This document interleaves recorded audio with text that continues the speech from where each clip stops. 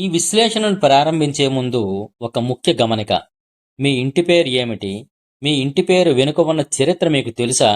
మీ ఇంటి పేరు ఈ భూమిపై ఎక్కడ ఉన్నదో ఎప్పుడైనా పరిశీలించారా? తెలుగువారి గుర్తింపులో అంతర్భాగమైన ఇంటి పేరు గురించి మనకు తెలియని ఎన్నో రహస్యాలు, చారిత్రక సత్యాలు దీనిలో తెలుసుకుందాం. వీటిని సమగ్రంగా అర్థం చేసుకోవడానికి మరియు మన మూలాలను వెతుక్కునే ఈ ప్రయాణంలో పూర్తి అవగాహన పొందడానికి ఈ వీడియోను ప్రారంభం నుండి చివరి వరకు ఎక్కడా స్కిప్ చేయకుండా పూర్తిగా చూడండి లేదా వినండి. తెలుగు సమాజంలో ఒక వ్యక్తిని కేవలం అతని పేరుతో పిలిచినప్పుడు కలిగే గుర్తింపు కంటే అతని ఇంటి పేరుతో కలిపి పిలిచినప్పుడు కలిగే గౌరవం, గుర్తింపు అపారమైనది. ప్రపంచవ్యాప్తంగా అనేక భాషలలో, సంస్కృతులలో ఇంటి పేర్లు ఉన్నప్పటికీ తెలుగువారి నామకరణ పద్ధతిలో ఇంటి పేరు ముందు రావడం అనేది ఒక విశిష్టమైన లక్షణం. దీనిని మనం ఇంటి పేరు అని పిలుస్తాం. ఇది కేవలం ఒక గుర్తు మాత్రమే కాదు, ఒక వ్యక్తి యొక్క సామాజిక చిరునామా, పూర్వీకుల నివాసం, వారి వృత్తి మరి వారి వంశ చరిత్రకు ఒక ప్రామాణిక నిదర్శనం. భారతదేశంలోని ఇతర భాషా సమూహాలతో పోల్చితే తెలుగువారు తమ ఇంటి పేరుకు ఇచ్చే ప్రాముఖ్యత అత్యంత విశిష్టమైనది. తెలుగువారి పేర్లు సాధారణంగా ఒక నిర్మాణాన్ని కలిగి ఉంటాయి. మొదట ఇంటి పేరు, తర్వాత వ్యక్తిగత పేరు, చివరగా కుల సూచికలు లేదా బిరుదులు ఉంటాయి.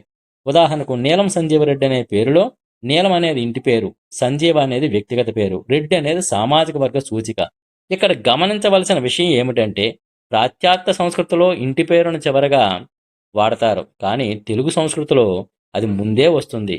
ఇది కొరియన్, జపనీస్ మరియు హంగేరియన్ సంస్కృతులతో పోలి ఉంటుంది. తెలుగు ఇంటి పేర్ల చరిత్రను మనం పరిశీలిస్తే అది అనేక పరిణామ క్రమాలను దాటుకుంటూ వచ్చిందని తెలుస్తుంది. ప్రాచీన కాలంలో, అంటే సుమారు 2000 ఏళ్ల క్రితం, శాతవాహనుల కాలంలో వ్యక్తులను వారి తల్లి పేరుతో గుర్తించే ఆచారం ఉండేది. దీనిని మాతృనామ పద్ధతి అంటారు. శాతవాహన చక్రవర్తులు తమ పేర్ల ముందు తల్లి పేరును చేర్చుకునేవారు. ఉదాహరణకు గౌతమిపుత్ర శాతకర్ణి అంటే గౌతమ కుమారుడైన శాతకర్ణి మరియు వాసిష్ఠీపుత్ర పులోమావి. ఇది ఆనాటి సమాజంలో స్త్రీలకు మరియు మాతృమూర్తులకి ఉన్న గౌరవాన్ని సూచిస్తుంది. అయితే ఇది పితృస్వామి సమాజంలో వంశానుగతమైన ఇంటి పేరుగా మారలేదు. కేవలం ఒక వ్యక్తిని గుర్తించడానికి ఉపయోగపడే ఒక విశేషణంగా మాత్రమే ఉంది. మధ్యయుగ కాలం నాటికి, అంటే సాధారణ శకం 7వ శతాబ్దం నుండి 10వ శతాబ్దం మధ్య కాలంలో ఈ పద్ధతి మారుతూ వచ్చింది. చాళుక్యుల కాలం నాటికి శాసనాలు పరిశీలిస్తే వ్యక్తులు తమ నివాస ప్రాంతాలను బట్టి గుర్తించబడేవారని తెలుస్తోంది. ఇక్కడ నుండే ప్రాంతం ఆధారంగా ఒక వ్యక్తిని గుర్తించే గ్రామ నామాల ఆవిర్భావం జరిగిందని చారిత్రక పరిశోధనలు చెబుతున్నాయి. కాకతీయుల కాలం నాటికి ఇంటి పేర్లు ఒక స్థిరమైన రూపాన్ని సంతరించుకున్నాయి. కాకతీయులు మొదట రాష్ట్రకూటుల వద్ద సామంతులుగా ఉండేవారు. వీరి వంశనామం కాకతీయ అనే పదం నుండి ఉద్భవించింది. దీనికి 2 ప్రధాన కారణాలు ప్రాచుర్యంలో ఉన్నాయి. ఒకటి, వారు కాకతీయ అనే గ్రామంలో నివసించడం వల్ల, మరొకటి వారు కాకతమ్మ దుర్గరూపం అనే దేవతలను ఆరాధించడం వల్ల. తెలుగు ఇంటి పేర్ల ప్రాచీనతకు శాసనాలు ప్రధాన ఆధారాలుగా నిలుస్తున్నాయి. ముఖ్యంగా తెలంగాణలోని సూర్యాపేట జిల్లా కోదాడలో లభించిన 1000 ఏళ్ల నాటి తామ్రశాసనం అత్యంత కీలకమైనది. సాధారణ శకం 918 మార్చి 6న జారీ చేయబడిన ఈ శాసనం వేలంగ చాళుక్యరాజు విక్రమాదిత్య కాలానికి చెందినది. ఇందులో సామంత వెట్టి కుటుంబానికి గురించి ప్రస్తావన ఉంది. ఒక యుద్ధంలో ప్రాణాలర్పించిన గుండ భార్య లోకాంబికకు ఒక గ్రామాన్ని దానంగా ఇస్తూ ఈ శాసనం చేయించారు. ఇక్కడ వెట్టి అనేది ఒక వంశనామం లేదా పదవిగా కనిపిస్తుంది. ఇది తరువాత కాలంలో ఇంటి పేరుగా స్థిరపడింది. మరొక ముఖ్యమైన శాసనం కలమల్ల శాసనం, సాధారణ శకం 575. ఇది కడప జిల్లాలో లభించింది. ఇది తొలి తెలుగు శాసనంగా పరిగణించబడుతోంది. ఇందులో రేనాటి చోళులు తమ పరిపాలనలో తెలుగును అధికారిక భాషగా ఉపయోగించారని మరియు స్థానిక గ్రామాల పేర్లతో వ్యక్తులను గుర్తించారని ఆధారాలు ఉన్నాయి. విజయనగరం మరియు వేలంగ చాళుక్యుల కాలం నాటి తామ్రశాసనాలు కూడా వంశావళిని వివరించడానికి ఇంటి పేర్లను ఉపయోగించాయి. సాధారణ శకం 1140 నాటికి ఒక తెలుగు శాసనం కర్ణాటకలోని కోలార్ జిల్లాలో లభించింది. ఇది తెలుగువారు ఇతర ప్రాంతాలకు వలస వెళ్ళినప్పుడు కూడా తమ గుర్తింపును ఎలా కాపాడుకున్నారో తెలియజేస్తుంది. ఈ శాసనాల ద్వారా మనకు తెలిసే విషయం ఏంటంటే, ఇంటి పేర్లు అనేవి రాజ దర్బారులలో గుర్తింపు కోసం, ఆస్తుల బదిలీ సమయంలో వంశానుగత హక్కుల నిర్ధారణ కోసం చట్టపరమైన హోదాను పొందాయి. తెలుగు ఇంటి పేర్లు ఏర్పడడంలో ఒక వైవిధ్యమైన శాస్త్రీయత కనిపిస్తుంది. భాషావేత్తలు మరియు చరిత్రకారులు వీటిని సుమారు 11 సెమాంటిక్ వర్గాలుగా విభజించారు. ఇవి మన పూర్వీకుల జీవన శైలిని ప్రతిబింబిస్తాయి. మెజారిటీ తెలుగు ఇంటి పేర్లు తాము నివసించే ఊరి పేరు నుండే వచ్చాయి. ఇవి ఆ ఊరి యొక్క భౌగోళిక స్థానాన్ని లేదా రూపాన్ని బట్టి కూడా ఉండవచ్చు. వీటి చివర ఉండే కొన్ని ప్రత్యయాలను బట్టి అవి ఏ ప్రాంతానికి చెందినవో చెప్పవచ్చు. ఊరి ఉదాహరణకు వేమూరి అంటే వేమూరికి చెందిన, నెల్లూరి నెల్లూరుకి చెందిన, గుంటూరు కొక్కునూరి. పల్లి ఆమెపల్లి, కొండపల్లి, మేడిపల్లి. పల్లి అంటే చిన్న గ్రామం లేదా నివాస ప్రాంతమని. పూడి వెలగపూడి, గునుపూడి, వడ్లపూడి. పూడి అంటే సాధారణంగా పల్లె అనే అర్థం వస్తుంది. పాడు పెంటపాడు, కంకిపాడు, తుమ్మలపాడు. పాడు అంటే పాత గ్రామం లేదా మెట్ట భూమి అని కూడా అర్థం ఉంది. పురము లేక వరము ఇచ్చాపురపు, మైలవరపు, చిత్తాపురం. ప్రకృతిలోని వివిధ అంశాలను బట్టి కూడా ఇంటి పేర్లు ఏర్పడ్డాయి. ఆకుల అంటే ఆకులు, వక్కల వక్కలు, చింతల చింత చెట్లు, మిరియాల మిరియాలు.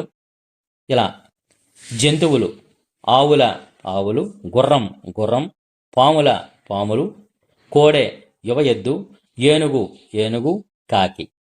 భౌగోళిక లక్షణాలు కొండ, గడ్డ, కోట, సముద్రాల, అడవి, తోట. ఇలా తెలుగు సాహిత్యంలో కవులు తమ వంశం గురించి, తమ ఇంటి పేరు గురించి చాలా గర్వంగా చెప్పుకున్నారు. దీనిని వంశవర్ణన అంటారు. 11వ శతాబ్దానికి చెందిన ఆదికవి నన్నయ్య తనను తాను నన్నయ్య భట్టుగా పరిచయం చేసుకున్నారు. కానీ 14వ శతాబ్దానికి చెందిన ఎర్రాప్రగడ తన ఇంటి పేరు ఎర్రాప్రగడగా ప్రసిద్ధి చెందారు. ఇందులో ప్రగడ అనేది ఒక పరిపాలనా పదవికి సూచిస్తుంది. బమ్మెర పోతన తన భాగవతంలో తన గురించి చెప్పుకుంటూ బమ్మెర పోతరాజు అని పేర్కొన్నారు. బమ్మెర అనేది ఆయన నివసించిన గ్రామం పేరు. ఆయన రాసిన పద్యాలలో భక్తితో పాటు వంశపారపర్యంగా వచ్చే సంస్కారం కూడా కనిపిస్తుంది. నేటి ఆధునిక కాలంలో కూడా తెలుగువారు తమ ఇంటి పేరును ఒక ఆభరణంగా ధరిస్తారు. పాస్పోర్ట్లు, ఆధార్ కార్డులు వంటి అధికారిక పత్రాల్లో పేరు నింపేటప్పుడు తెలుగువారు ఎదుర్కొనే ప్రధాన సమస్య ఫస్ట్ నేమ్ మరియు లాస్ట్ నేమ్ మధ్య అయోమయం. పాశ్చాత్య దేశాల్లో మన ఇంటి పేరును లాస్ట్ నేమ్గా పరిగణిస్తారు, కానీ మనకది ఫస్ట్ నేమ్ కంటే ముందే ఉంటుంది. మరొక ఆసక్తికరమైన అంశం ఏంటంటే ఒకే గ్రామం నుండి వలస వెళ్లిన వివిధ కులాల వారికి కూడా ఒకే ఇంటి పేరు ఉండే అవకాశం ఉంది. ఉదాహరణకు కొండవీటి అనే ఇంటి పేరు బ్రాహ్మణుల్లోనూ ఇతర సామాజిక వర్గాల్లోనూ కూడా ఉండవచ్చు. దీనిని బట్టి ఇంటి పేరు అనేది కేవలం కులాన్ని మాత్రమే కాకుండా ఒక ప్రాంతీయ సమూహాన్ని కూడా సూచిస్తుందని అర్థం చేసుకోవాలి. తెలుగు ఇంటి పేర్లు కేవలం ఒక గుర్తింపు మాత్రమే కాదు, అవి మన గతానికి మరియు వర్తమానానికి మధ్య ఒక వారధి. మన ఇంటి పేరు ద్వారా మన పూర్వీకుల ఊరు, వారు చేసిన వృత్తి, వారు పొందిన బిరుదులు మరియు వారి సామాజిక హోదా మనకు తెలుస్తున్నాయి. శాసనాల ద్వారా, సాహిత్య పద్యాల ద్వారా మనం మన వంశవృక్షాన్ని సులభంగా వెతుక్కోవచ్చు. ధర్మశాస్త్రాలు సూచించిన నామకరణ పద్ధతులు మరియు గోత్ర వ్యవస్థ మనలో క్రమశిక్షణను మరియు ఆరోగ్యకరమైన వంశాభివృద్ధిని పెంపొందించాయి. తెలుగు ఇంటి పేర్లు సాధారణంగా గ్రామనామాలు, వృత్తినామాలు లేదా ప్రకృతి అంశాల నుండే ఉద్భవించాయి. శాతవాహనుల కాలంలో మాతృనామాలు ఉండగా మధ్యయుగంలో గ్రామనామాల పద్ధతి స్థిరపడింది. మనం ఎక్కడ ఉన్నా, ఎంత ఎత్తుకు ఎదిగినా మన ఇంటి పేరు మన మూలాలను గుర్తు చేస్తూనే ఉంటుంది. మన వంశం పట్ల, మన సంస్కృతి పట్ల గౌరవం కలిగి ఉండటం ప్రతి తెలుగువాడి బాధ్యత. ఈ వీడియో ద్వారా తెలుగు ఇంటి పేర్ల వెనుక ఉన్న లోతైన అర్థాన్ని మీరు గ్రహించాలని ఆశిస్తున్నాం. ఈ సమాచారం మీకు నచ్చినట్లయితే ఈ వీడియోను లైక్ చేయండి మరియు మీ కుటుంబ సభ్యులతో, స్నేహితులతో షేర్ చేయండి. మన సంస్కృతి గురించి ఇలాంటి మరిన్ని ఆసక్తికరమైన మరియు పరిశోధనాత్మకమైన విషయాలు తెలుసుకోవడానికి మా ఛానల్ను సబ్స్క్రైబ్ అవ్వండి. మీ ఇంటి పేరేమిటి? మీ ఇంటి పేరు వెనుక ఉన్న చరిత్ర మీకు తెలుసా? మీ ఇంటి పేరు ఈ భూమిపై ఎక్కడ ఉన్నదో ఎప్పుడైనా పరిశీలించారా? తెలిస్తే తప్పకుండా కామెంట్ బాక్సులో తెలియజేయండి. మీ సందేహాలను కూడా మాతో పంచుకోండి. ధన్యవాదాలు.